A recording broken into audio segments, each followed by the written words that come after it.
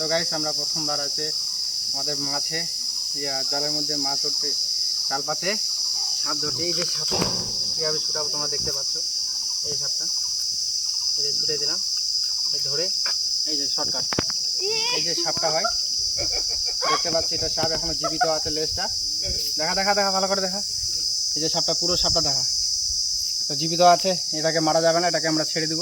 এই যে সাপটা দেখো হাতের মধ্যে ধরে আছে, মালটা কিন্তু বাঁচে আছে। এখন একে এই যে সাপ হয়, কত সুন্দর সাপটা আমরা বার করে দিলাম। তো দেখতে পাচ্ছ এটা আমরা এখন এদিকে ছেড়ে দেবো, দিকে নিয়ে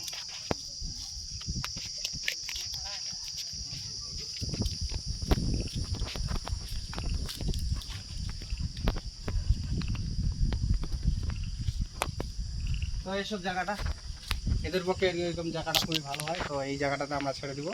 তো দেখতে পাচ্ছ সাপটা একবার দেখাও। তো এই সাপটার নাম হচ্ছে ড্রাই সাপ। দেখো 2 থেকে 3 ফিট হতে পারে, 2 ফিট আরামসে হয়ে যেতে পারে। এই যে তো ভালোই বড় আছে, 1 হাতের মতো আছে সাপটা। নাম হচ্ছে ড্রাই সাপ। গাছ থেকে দেখা এই সাপটা দেখো কত সুন্দর। এই সাপটা বিষ নেই, দেখো এই সাপের কোনো বিষ নেই, আর মানুষ কামড়ালেও কিছু হয় না। সাপটা খুব ভালো, মাছ খেতে। আজকে জাল বাঁধছিলাম, তো জালের মধ্যে ধরা পড়ছে এই সাপটা মাছ খেতে। তো দেখতে পাচ্ছ এটা সাপ হয়, এই সাপটা আমরা এখন ছেড়ে দিলাম। এটা সাপ হয়, এই যে এদিকে ছেড়ে দেবো, চলে যাবে।